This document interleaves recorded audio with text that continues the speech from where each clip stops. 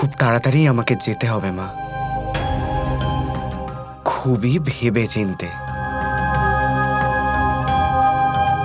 কারণ একদিকে কৃষ্ণের শত্রুপক্ষ আর অন্যদিকে লক্ষণার স্বয়ম্বর সভা, আর সাথে আমাকে এটা নিশ্চিত করতে হবে যে পরিস্থিতি আমার নিয়ন্ত্রণে কিভাবে আসবে আর বানাসুরকে কিভাবে আমার কাজে লাগাতে পারি। এটা কেমন? চোখটা সুন্দর, কিন্তু নাকটা একটু বেশি টিকলো। না না, আমার কোনো নাকচু বোমা চাই না। এটা দেখো।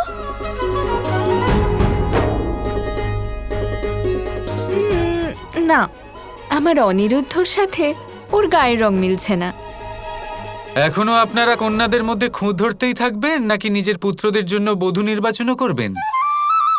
বিদর্ভের রাজকুমারীর সাথে হয়তো শাম্বর মিলতে পারে। বিদর্ভের রাজকুমারী? ঠিক আছে, তাহলে তার সাথেই বিবাহ পাকা করে দেওয়া হোক। তা কি করে হয়? সব পুত্রদের বিয়ে একসাথেই হবে, ওদের জন্য কন্যা খুঁজতে হবে।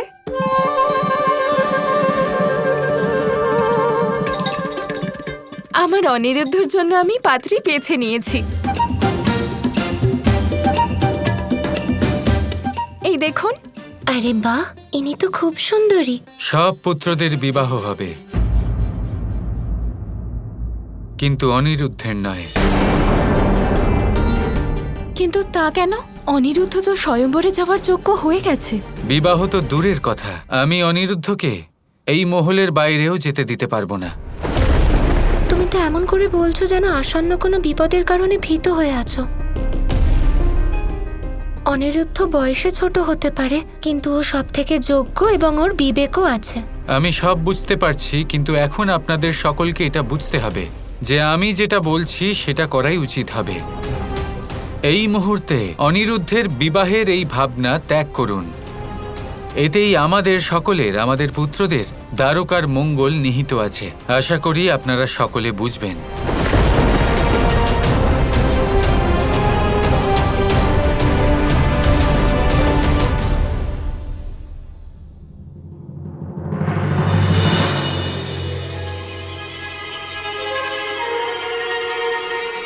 কি ব্যাপার শাম্ব, তুমি এখানে? বলো, কি বলবে? আমি দ্বারকার যুবরাজ, তাই আমার কর্তব্য যেন আমি দ্বারকার রক্ষা করি। কিন্তু দ্বারকার সাথে জড়িত এমন অনেক কথা আছে যা আমার কাছে অজ্ঞাত।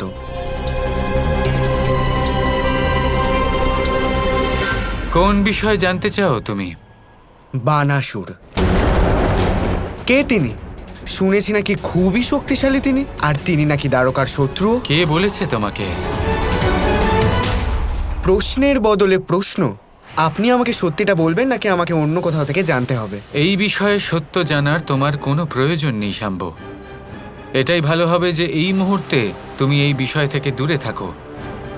আপাতত নিজের মনোযোগ নিজের বন্ধুদের উপর কেন্দ্রীভূত করো, শত্রুদের উপর নয়। তাহলে যুবরাজের থেকে সত্য জানার অধিকার কেড়ে নিতে চান আপনি? শাম্ব, এই অধিকার তুমি তখন লাভ করবে যখন তুমি রাজা হবে। এখন তুমি রাজা হওনি। বিবাহের দিকে মন দাও, নিজের পরিবারের প্রতি মন দাও। এই রাজ্যকে সময় দেবার মতো সময় সারা জীবন পড়ে আছে শাম্ব। আপাতত আমি যা করছি আমাকে করতে দাও। বোঝার চেষ্টা করো পুত্র।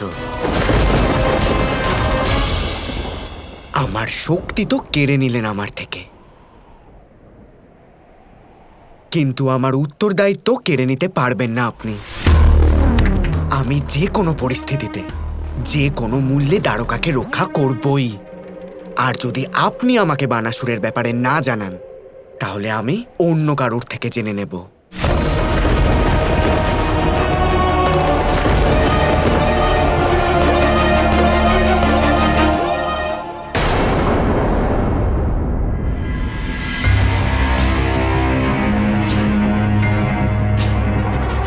কৃষ্ণ যদি আমাকে কিছু নাও বলেন, কিন্তু রাধাকে তো নিশ্চয়ই বলবেন।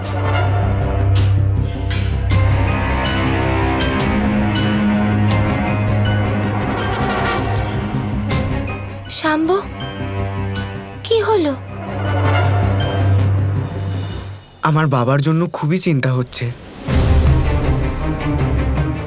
কৃষ্ণের জন্য চিন্তা? কেন? আমি বাবাকে পরাজিত করেছি রাধা, নিজেকে বেশি শক্তিশালী প্রমাণ করার জন্যে। কিন্তু আমার যেন মনে হচ্ছে যে এই সংসারের আমার বাবাকে বেশি প্রয়োজন। যদিও আমি ওনাকে পছন্দ করি না, তাও আমি এটা চাই না যে বাবার মৃত্যু হোক।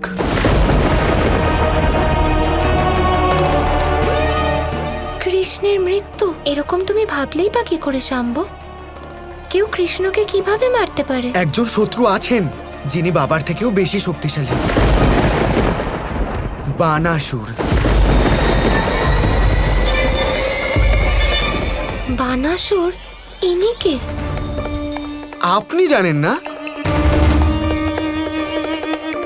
কৃষ্ণ এই ব্যাপারে কাউকেই কিছু বলছেন না, কিন্তু আমি জানি রাধা, বানাসুর ওনার পিছনে পড়ে আছেন। আর আমি আমার বাবাকে সর্বদা রক্ষা করতে চাই। আমার আর বাবার মধ্যে যতই দ্বন্দ্ব হোক না কেন,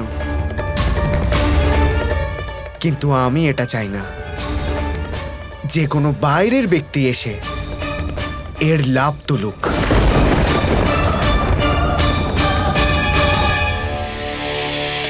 শাম্ব, তুমি জানো না যে তোমার মুখ থেকে এটা শুনে আমি কতটা প্রসন্ন। কিন্তু বাবাকে কেউ তখনই সাহায্য করতে পারবেন যখন উনি কাউকে কিছু বলবেন, এই ব্যাপারে জানাবেন। কিন্তু উনি তো চুপ আছেন। তুমি চিন্তা করো না, সঠিক সময় এলে উনি নিজেই সব বলবেন। হুম?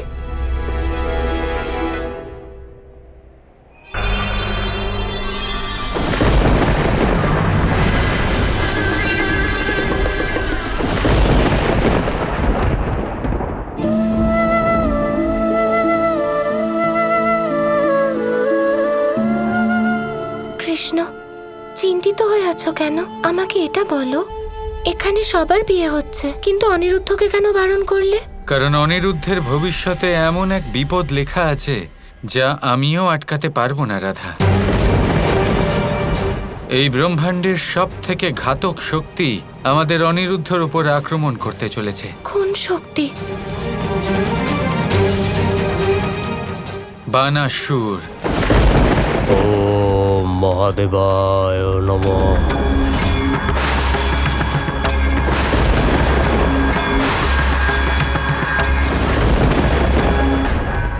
বানাসুর হলো অত্যন্ত শক্তিশালী, আর অনিরুদ্ধের বানাসুরের সাথে বিরোধ হওয়া উচিত হবে না। তাই আমার মতে যতদিন এই সংসারে বানাসুর রয়েছে, অনিরুদ্ধের বিয়ের বিষয়ে ভাবাও উচিত নয়।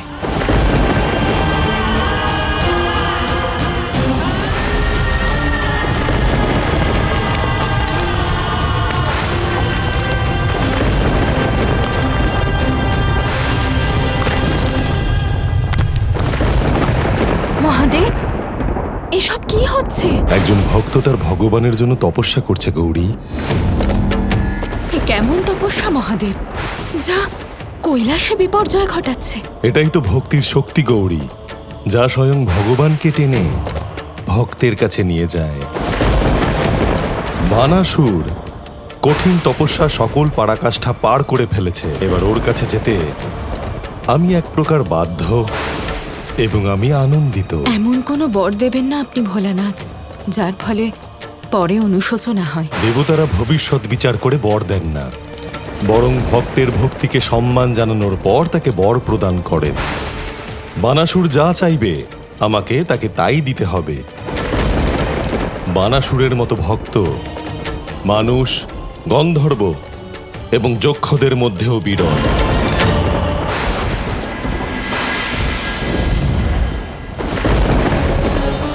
যখনই মহাদেব এমন ছেলে মানুষই করেন, আমার ভয় করে। জানি না কি বর দিয়ে দেবেন।